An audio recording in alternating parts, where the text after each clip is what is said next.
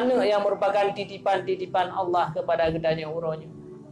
Sanggupkah kita mempertahankan nilai-nilai iman yang ada dalam keturunan-keturunan kita?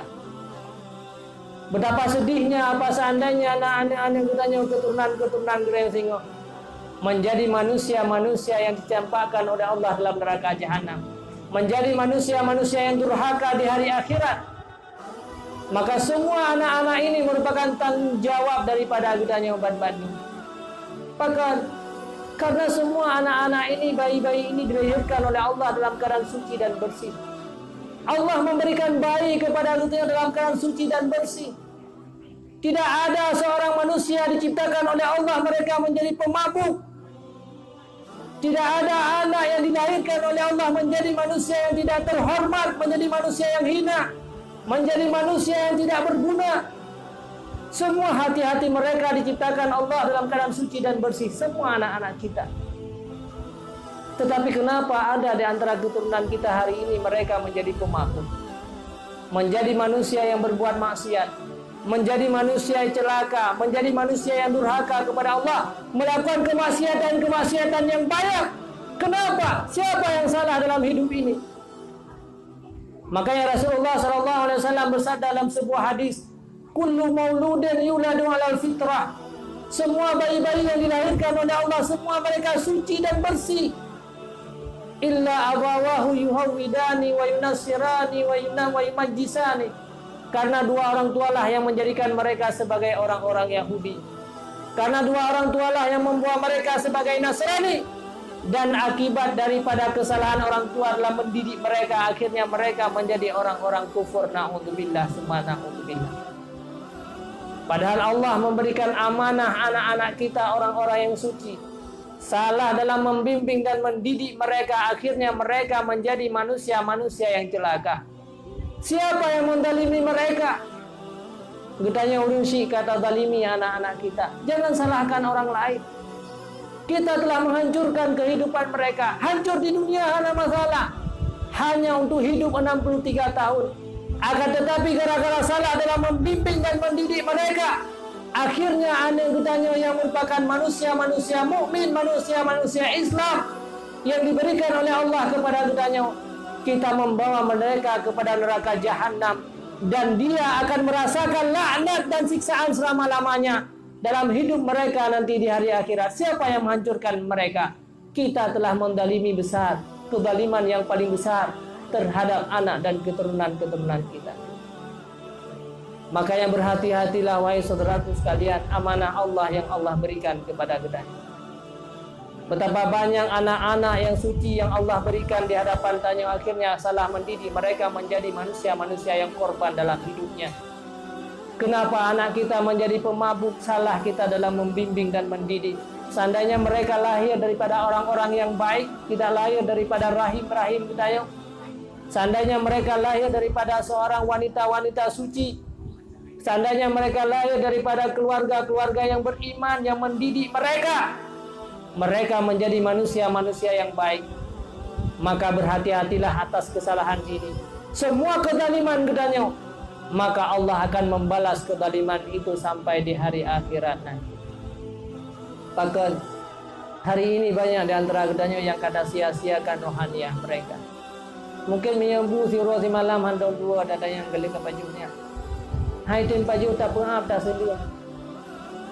Karena kenapa? Kita menganggap bahwa itu kebutuhan untuknya. Tetapi ibadah, nilai-nilai rohaniah mereka tidak pernah kita menanyakan. Belaan siuro lega datanya, bahkan kadang-kadang berbulan-bulan, bertahun-tahun kita tidak pernah menanyakan tentang nilai-nilai rohaniah mereka.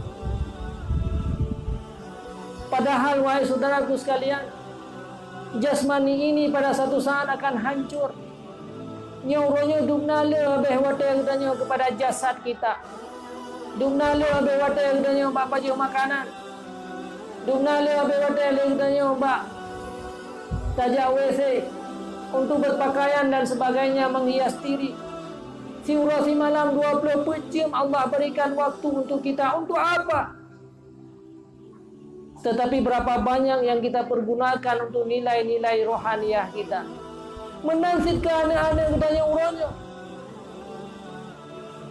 Akhirnya mereka menjadi manusia-manusia korban dalam hidup mereka. Akhirnya mereka merupakan manusia-manusia yang celaka di hari akhirat, gara-gara banyak di antara orang tua mereka yang menyia-nyiakan rohaniah mereka. Padahal jasad mereka akan hancur, jasad gedanya juga akan hancur. Hanatre masa gedanya udah di dunianya. Seandainya kita menggali kubur-kubur manusia hari ini, sungguh kita tidak pernah mendapatkan jasad-jasad mereka yang indah di masa yang lalu. Kita juga akan merasakan hal yang sama, wahai saudaraku. Si ada gaifun mengkila-kila rudem, ana kamu kulat. Umum peleh huyum yang mendang menggila-gila. Nya kamu peleh watu yang kamu kulat. Sampai 60 tahunnya urut kawin kulat, ada agak ada detailnya hanade ya. Kalian masing-masing. Begitu kamate katanya kabeh mulat mandu-mandu. Jadi heboh periode kata dah mudik. Mu mengkila-kila sian, ada yang mukulat, ada yang kamulat. Inilah yang terjadi dalam hidup kita. Akan tetapi apa yang kekal? Rohaniah manusia itulah yang diangkat oleh Allah. Rohaniah inilah yang bertanggung jawab di hadapan Allah. Rohaniah inilah yang akan dimasukkan dalam surga Allah Subhanahu wa taala. Ia akan mendapatkan kebahagiaan. Tetapi banyak di antara manusia yang hidup di akhir zaman yang mereka menyia-nyiakan rohaniah mereka. 20 jam menopadu jam yang gedanya pergunakan ke rohaniah kita. Ada yang salah dalam gedanya jalani kehidupan rohnya. Makanya Rasulullah sallallahu alaihi wasallam akhlak dan tingkah laku beliau, perjuangan beliau selalu mengutamakan yaitu nilai-nilai rohaniah. Perjuangan Rasulullah, akhlak Rasulullah yang beliau nampakkan di hadapan dunia yang menjadi uswatun hasanah adalah ni semuanya nilai-nilai rohaniah agar manusia menjadi manusia-manusia yang sukses di hari akhirat nanti. Maka uronyo marilah kita untuk lebih mengutamakan nilai-nilai rohaniah kita. Jangan sia-siakan rohaniah kita, jangan sia-siakan rohaniah anak-anak kita. Mungkin uronyo menyana pengumuman subsidi punah urio. Naik pula saka murah 12 kilo, lebih 27 kilo. Semua orang akan hadir. Per kakak lebih saka orangnya 5 kilo sapo. Termasuk bayi-bayi, maka bayi-bayi pun walaupun lahir baru leuro tame mengamrupan saka murah. Itulah manusia-manusia yang hidup di zaman sekarang. Walaupun tinggal dalam pekerjaan, tinggal sibuk buat, tapi apabila pengumuman saka murah, beras murah, subsidi minyak dan sebagainya, orang mau antri walau berjam-jam. Tetapi nilai-nilai yang murah seperti ini agama rohaniah.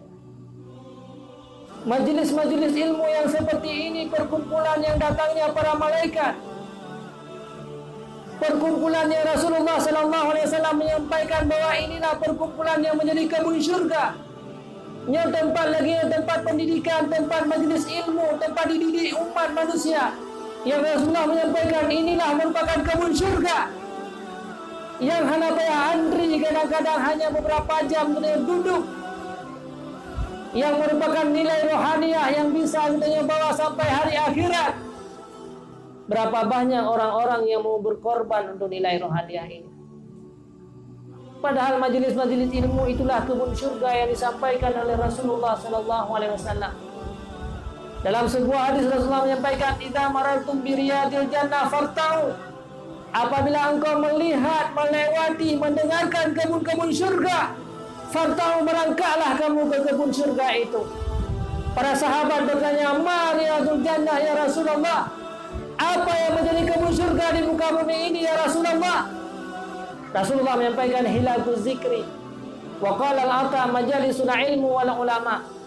Duduk dengan para ulama, duduk dalam majelis ilmu, itulah kebun-kebun syurga yang akan mengantarkan kamu kepada syurga yang sesungguhnya. Itulah merupakan kendaraan-kendaraan yang bisa membawa kita kepada syurga. Setiap malam kita memohon diri kita agar dimasukkan dalam syurga. Setiap malam kita memohon daripada Allah agar kita terhindar daripada azab api neraka jahanam. Akan tetapi tubuh kita, tubuh anak-anak kita tidak pernah katanya hadir dalam majelis-majelis ilmu, naudzubillah summa naudzubillah, mustahil katanya akan mendapatkan surga. Inilah kebun-kebun surga yang nilai-nilai murah, nilai-nilai agama, nilai-nilai rohaniah yang bisa membawa katanya kepada kebaikan yang sesungguhnya, yang merupakan tempat yang sangat dicintai dan dirindukan oleh Rasulullah SAW. Itulah majalisul ilmi wal ulama, tempat hadirnya ilmu-ilmu dan para ulama-ulama, tempat majelis diadakan pengajian-pengajian. Itulah merupakan kebun-kebun surga yang disampaikan oleh Rasulullah SAW.